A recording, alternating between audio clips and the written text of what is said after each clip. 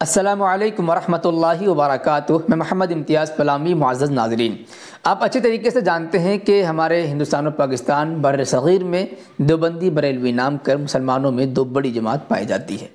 تقریباً 1.5 صدی سے دیوبندی بریلوی کا اختلاف چلا ہوا آ رہا ہے، اب تو مخالفت کی حد تک پہنچ چکا ہے۔ مخالفت کی حد یہ ہے کہ اگر ایک ہی گھر، خاندان، محلے میں کئی افراد ہیں، ان میں سے کچھ دیوبندی ہیں، کچھ بریلوی ہیں، اگر کسی دیوبندی پر کوئی مصیبت آ جائے تو بریلوی اس مصیبت میں ہاتھ بٹانے کو تیار نہیں۔ کسی دیوبندی کا انتقال ہو جائے تو بریلوی جنازہ پڑھنے کو تیار نہیں۔ کسی دیوبندی کے گھر میں شادی بیاہ ہے، بریلوی شامل ہونے کو تیار نہیں۔ اگر کوئی دیوبندی عالم دین آ رہے ہیں تو بریلوی ان کو سلام کر کے یا ادب و احترام کے ساتھ اپنے گھر میں بیٹھانے کو بھی جائز نہیں سمجھتا۔ اگر اس نے ایسا کچھ کیا تو بریلوی مذہب کے فتوے کے مطابق اس کا نکاح ٹوٹ جاتا ہے، اس کا سماج سے بائیکاٹ کر دیا جاتا ہے، اس کا ایمان خطرے میں پڑ جاتا ہے۔ اس لیے بریلوی دیوبندی کے کسی مصیبت میں، کسی خوشی میں شریک ہونا گوارا نہیں کرتے، یہاں تک کہ ایک ساتھ کھانا پینا بھی عیب سمجھتے ہیں، ایمان کے لیے خطرہ سمجھتے ہیں۔ مخالفت اس حد تک پہنچی ہوئی ہے۔ سوال یہ ہے کہ آخر دیوبندی بریلوی کا یہ اختلاف کیوں شروع ہوا؟ اس کی بنیادی سبب، بنیادی وجہ کیا ہے؟ جواب یہ ہے کہ دیوبندی بریلوی کے درمیان جو اتنی شدت پائی جا رہی ہے، یہ اختلاف مخالفت کی حد تک پہنچ چکا ہے۔ اس کی اصل وجہ بریلی مذہب کے بانی، بریلی مذہب کے مجدد، بریلی مذہب کے اعلیٰ حضرت کا بولا گیا جھوٹ ہے، جو حسام الحرمین کے نام سے کتاب چھپی ہوئی ہے۔ اس کتاب میں بریلی مذہب کے بانی نے حرمین شریفین میں، یعنی مکہ شریف اور مدینہ شریف جیسی پاکیزہ جگہ میں جھوٹ بولا ہے، اور اہل سنت و جماعت کے حقیقی مصداق، احناف کے سچے ترجمان، علماء حق، علماء دیوبند کے خلاف الٹے سیدھے گندے عقیدے منسوب کیے ہیں۔ یہ جھوٹ بولا ہے۔ جب سے یہ جھوٹ بولا ہے تب سے دیوبندی بریلوی کا یہ اختلاف پایا جاتا ہے، اور اسی وقت سے یہ شدت بھی پائی جاتی ہے، اور اب وہ شدت بڑھتی جا رہی ہے، دن بدن بڑھتی جا رہی ہے۔ جب تک جھوٹ ختم نہیں ہوگا اس وقت تک یہ دیوبندی بریلوی کا اتحاد نہیں ہو سکتا۔ جب لوگ جھوٹ کو جھوٹ مان لیں، غلط کو غلط مان لیں، تو یہ اختلاف ختم ہو جائے گا۔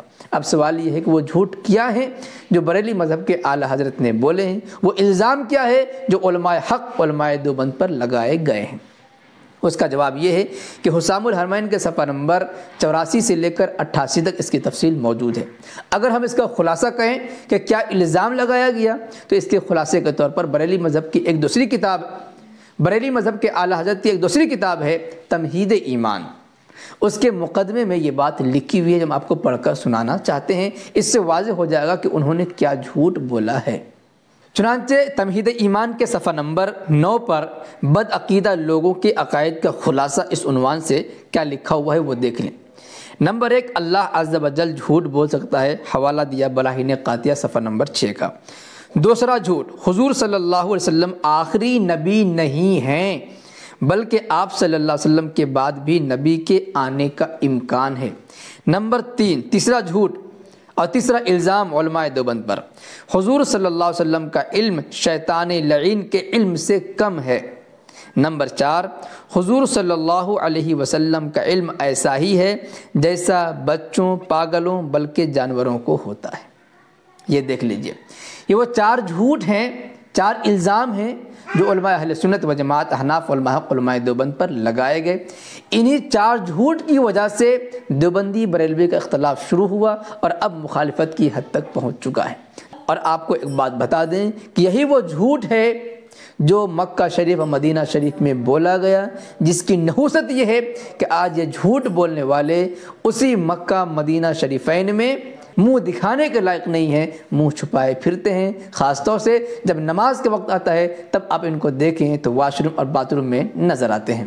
معزز ناظرین، ذرا آپ ہی سوچیں اور بتائیں کہ کون ایسا بد نصیب ہوگا جو یہ کہے کہ نعوذ باللہ من ذالک، جتنا علم حضور کو ہے یا جیسا علم حضور کو ہے اسی طرح اتنا ہی علم پاگلوں کو بھی ہے، بچوں کو بھی ہے، جانوروں کو بھی ہے؟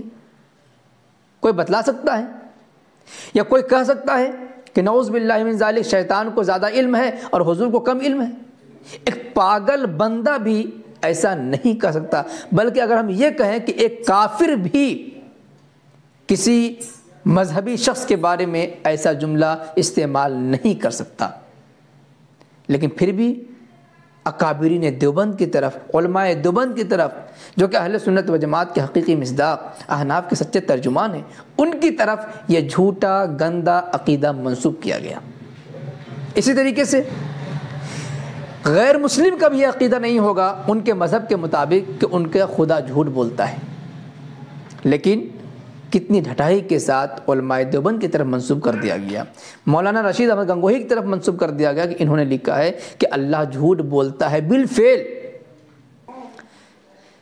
اسی طریقے سے امت مسلمہ کا یہ اجماعی عقیدہ ہے کہ پیارے آقا صلی اللہ علیہ وسلم آخری نبی ہیں، زمانے کے اعتبار سے اب ہمارے نبی کے بعد کوئی نیا نبی نہیں آئے گا۔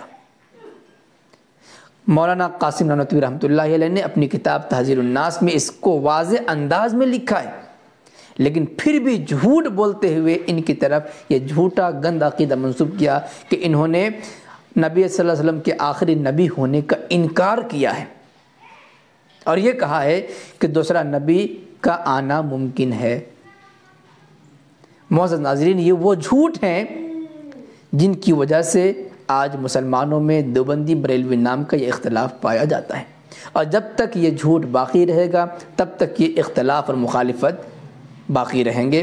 جس دن جھوٹ کا خاتمہ ہوگا، اور انشاءاللہ ایک نہ ایک دن جھوٹ کا خاتمہ ہوگا، پبلک سمجھنے لگی ہے، ہم انشاءاللہ کوشش کر رہے ہیں کہ ان جھوٹ کو واضح کریں اور پبلک کو بتائیں کہ کس طریقے سے جھوٹ بولنے والے لوگ ہیں۔ جو سچائی کو جان رہے ہیں اس جھوٹے مذہب کو لات مار کر توبہ کر کے اہل سنت و جماعت، احناف علماء دیوبند کے راستے کو اختیار بھی کر رہے ہیں۔